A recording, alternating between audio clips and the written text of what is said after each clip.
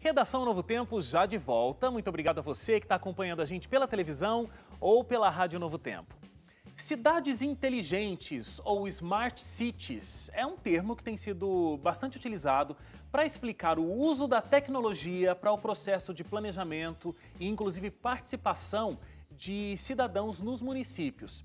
De acordo com um ranking feito pela Universidade de Navarra, na Espanha, cidades como Tóquio, Londres e Nova York se destacam como as 3 mais inteligentes do mundo. E nessa lista, nenhum município brasileiro aparece entre as 10 primeiras colocadas, no top 10. Até porque esse é um conceito muito novo no nosso país, aqui no Brasil. Uma recente pesquisa feita pela TIC, Governo Eletrônico, analisou projetos ou planos de cidades inteligentes nos municípios brasileiros, além do uso da tecnologia na gestão urbana. De acordo com esse levantamento, só 18% dos municípios têm algum projeto de cidade inteligente, sendo que São Paulo, Curitiba e Rio de Janeiro são as mais desenvolvidas nesse assunto. Então, é interessante a gente já dizer de cara que é isso que eu estava explicando. Cidades inteligentes é um conceito para cidades que usam a tecnologia no planejamento da cidade e até na participação do cidadão. Existem outras características, mas talvez essas 2 sejam as principais.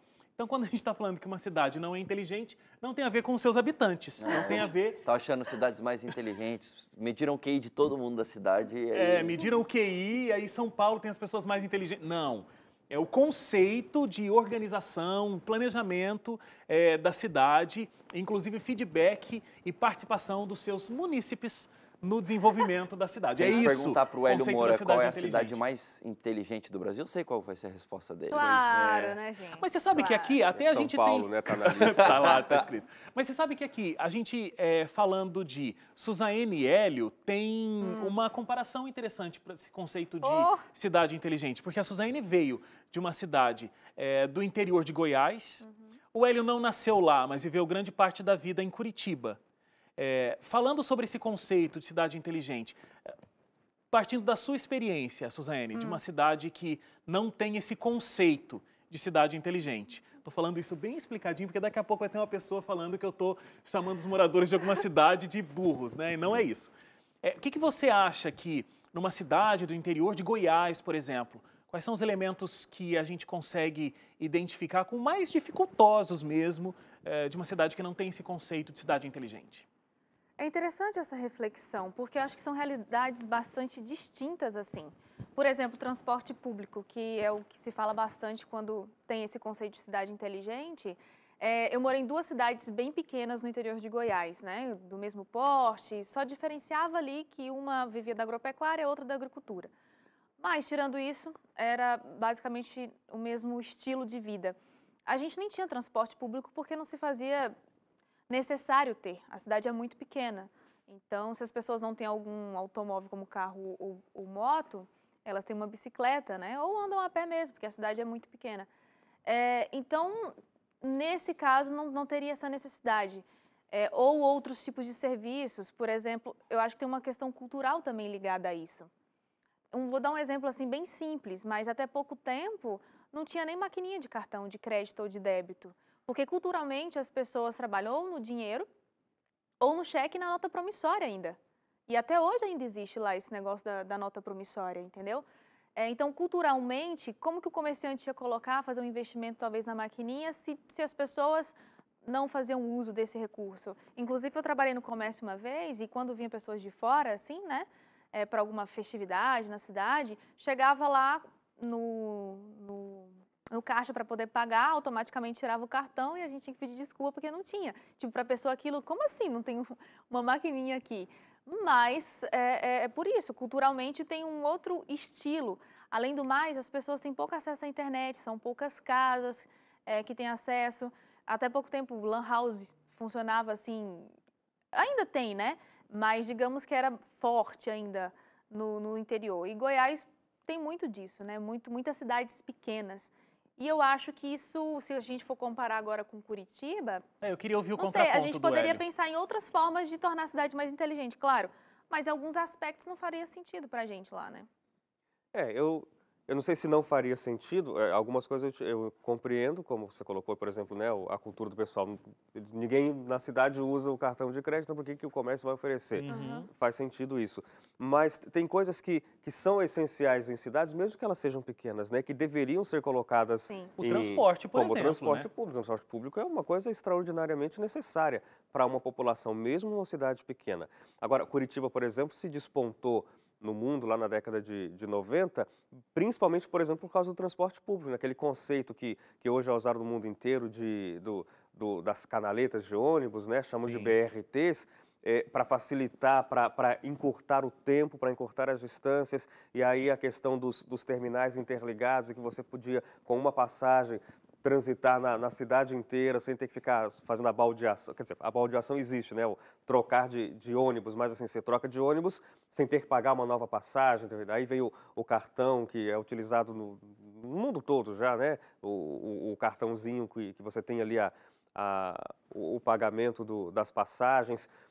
Só que assim, a questão, talvez a principal, seja realmente a necessidade que uma cidade grande tem de tentar dar ao morador uma sensação de que você ainda está na cidade pequena. Quer dizer, a cidade é enorme, tem milhões de pessoas, mas você consegue transitar nela com facilidade. Você tem formas melhores de chegar ao trabalho, por exemplo, de ir para casa. E não só isso, né? A comunicação, as formas de comunicação são facilitadas, cabos de rede, fibra ótica, claro que isso não é a prefeitura que faz, mas a prefeitura de alguma forma dá suporte para que as empresas tenham inicialmente o interesse de se estabelecer nesse lugar. Então, tudo isso é para que o conceito de smart, né, de aquela coisa, é a esperteza, sabe? Não vou ficar perdendo tempo nessa fila. Qual que é a forma rápida de fazer isso?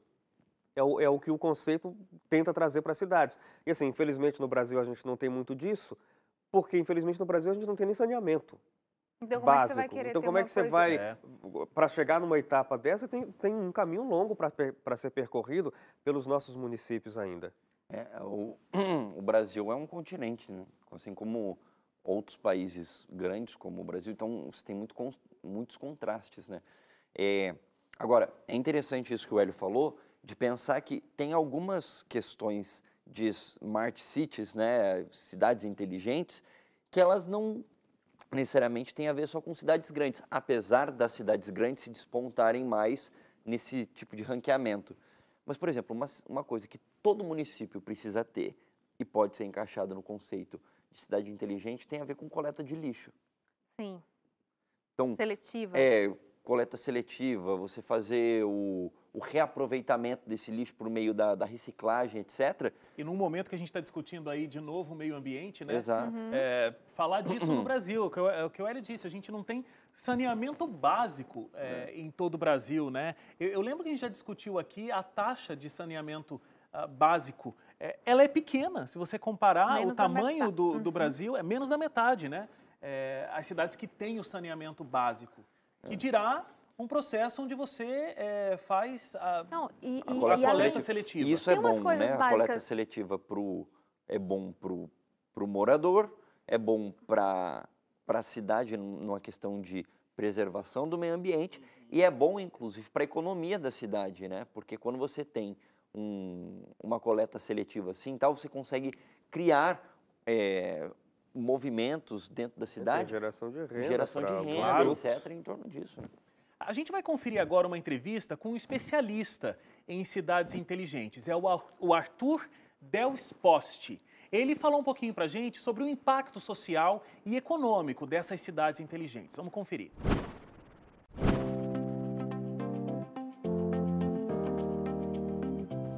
A principal vantagem é você conseguir trazer o uso de tecnologias que já existem, já são aplicadas em outros campos, para você conseguir trazer melhor qualidade de vida para o cidadão. Em relação às soluções de cidades inteligentes que existem vários âmbitos, né? Você pode estar trabalhando em transporte público, saúde pública, você pode estar trabalhando com energia, como você pode diminuir o consumo de energia, né? Sustentabilidade de modo geral, poluir menos.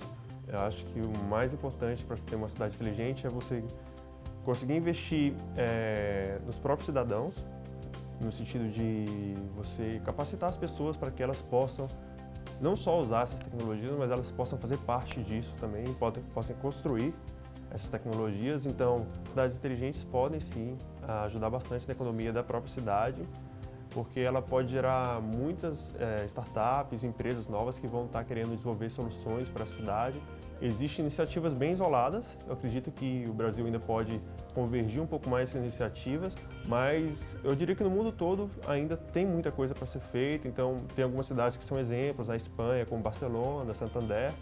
Então, existe uma gama de aplicações, por exemplo, que visam monitorar o nível de poluição da cidade para que você consiga diminuir esse nível de poluição de alguma forma, né? Existem aplicações que visam melhorar a mobilidade urbana. Muito obrigado, Arthur.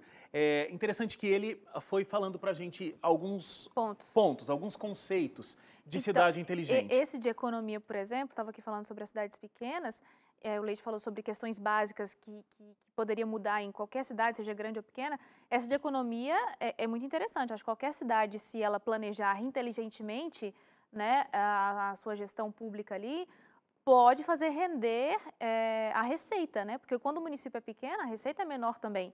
Mas se de repente você faz um planejamento, se de repente não, mas quando você faz um planejamento inteligente, você pode captar mais recursos só na economia. Pois é interessante, eu estava lendo algumas coisas aqui sobre, por exemplo, questões que todo município, seja um município de 1.000 habitantes ou um município de 1 milhão de habitantes, pode ter, tem a ver, por exemplo, com educação e saúde. E é interessante você parar para pensar que esse conceito de inteligente, usando a palavra em inglês smart, às vezes a pessoa pode pensar em smartphone e tal, a pessoa acha que tem a ver só com questão de tecnologia.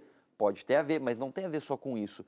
Tem a ver com você pensar de maneira inteligente os problemas da cidade para facilitar a vida do cidadão. O que acontece é que a tecnologia acaba sendo, em muitos casos, a facilitadora do processo, né? Então, mas veja aqui, por exemplo, tinha alguns detalhes que eu vi aqui. Na área de educação, a adoção de soluções inteligentes possibilita a criação de salas digitais para melhoria do aprendizado, que integram desde a lista de presença do aluno até o plano de aula do ano letivo. Já na saúde, ferramentas que aprimoram a assistência aos pacientes, além de outros benefícios como prontuário eletrônico, agendamento de consulta online, saúde domiciliar. E aí tem, por exemplo, um aluno teve desempenho baixo numa prova de história. Por meio dos indicadores, é possível saber se ele estava presente no dia em que o conteúdo foi apresentado na sala de aula e, num caso negativo, qual o motivo? Se ele estava hospitalizado, com algum problema na moradia e tal. Então, você integra a cidade como um todo para facilitar você descobrir isso. Então, um aluno pode estar indo mal na escola porque está tendo um problema na saúde pública do município, que fez com que, sei lá, de repente ele precisou de um atendimento médico, não conseguiu, fez com que ele não conseguisse estar bem fisicamente para poder ir para a aula. Isso gerou uma série de problemas. Mas o problema é que você não consegue nem cruzar esses dados, né? Nossa, isso aí seria um ideal lindo, né? A produção trouxe aqui alguns dados. Num país como o nosso, que a gente tem mais de 5.500 municípios, só 18% deles tem algum tipo de plano para cidades inteligentes. Só 18%. Uma das questões, né, é que órgãos públicos tenham possibilidade de sites para as pessoas poderem fazer o seu serviço. É aquilo que o Hélio estava falando, né? Você criar a condição para a pessoa não ficar numa fila, para a pessoa resolver as coisas com mais facilidade. 90% dos nossos órgãos públicos, eles têm o site, mas nem metade deles oferecem serviços onde a pessoa pode, online, resolver o problema dela. Tem um site, mas ainda está lá naquela internet 1.0, né? A gente falou aqui, semanas atrás, que 3% dos órgãos públicos ligados à administração federal, só 3% são eficazes, têm eficiência. É muito pouco, né? É muito pouco, quer dizer, de cada 10 só tem 0, de cada 100, 3 para fazer. De cada 100, 3 facilitam, fazem o que deveriam fazer. Quer dizer, facilitar a vida do cidadão. Está muito longe de uma coisa ideal. Deixa eu só falar de um outro dado aqui, Suzane. O Leite falou que tem muito a ver com educação. A gente também, não faz muito tempo, ou talvez faça, não lembro agora, a gente falou sobre uma pesquisa sobre o número de analfabetos no Brasil, né? Que a meta em 2017 era 7%, a gente teve uma diminuição desse número de analfabetos, mas ainda é muito alto, é 6,5% no Brasil. Um país que tem 6,5% de analfabetos, imagina, é uma situação tremenda, né? E esses números estão muito concentrados no norte e nordeste. Então, não são, inclusive, locais onde a gente tem a presença da maioria das cidades E com inteligentes. uma população que a gente tem 190 milhões aproximadamente, o Brasil hoje? Não, 207 milhões já. Desculpa, gente, eu tô na década de 90, não. Parou no tempo? 207 207. milhões. É porque o censo de 2010 foi 180 e alguma coisa, até de lá para cá deve ter aumentado um pouquinho. Né? Aí eu já não sei te É dizer. muito Mas enfim, detalhista, meu 200 Deus. e pouco. Então pensa, 6,5% vamos arredondar aqui, 200, cara, você tem pelo menos, deixa eu pensar aqui, 210% seria 20 milhões e tal, dá pelo menos aí uns quase 10 milhões de pessoas, talvez um pouco mais do que 10 milhões de pessoas analfabetas no Brasil. E esse analfabetismo é considerado só pessoas a partir de 15 anos de idade. Os adolescentes que também são analfabetos não são incluídos na lista. Tem Agora, mais. falando sobre analfabetismo, me corrija se eu estiver errado, Hélio, mas eu acho que esse dado é realmente aquelas pessoas que não sabem escrever, não Sim, sabem não nem sabem assinar o nome delas. exatamente. Agora, se a gente for falar sobre analfabetismo funcional, que é aquele que consegue juntar as letrinhas, né? Consegue formar as palavras, mas não consegue, muitas vezes, Mas se interpretar ler uma um frase, não texto, sabe o que leu. fazer uma conta básica, esse número, né, saltaria grandemente. Fala, Suzane. Só uma coisa que eu acho muito legal pontuar, você falou que às vezes nem tudo envolve a tecnologia em si, internet, alguma coisa assim. O Leite disse isso, mas tudo bem. E você reforçou, e eu vou reforçar.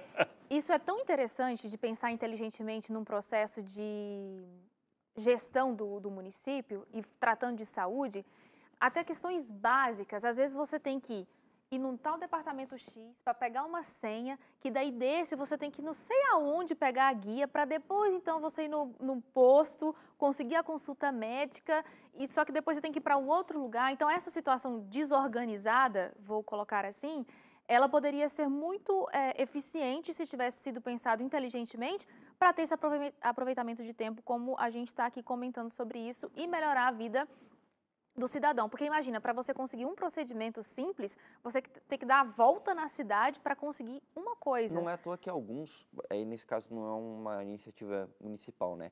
Mas alguns governos estaduais, eles, exatamente por saber disso, eles já criaram alguns centros de burocratização numa coisa só, né? Aqui no estado de São Paulo tem o Poupa Tempo. Eu sei que lá em Goiás tem o VaptVupt, né?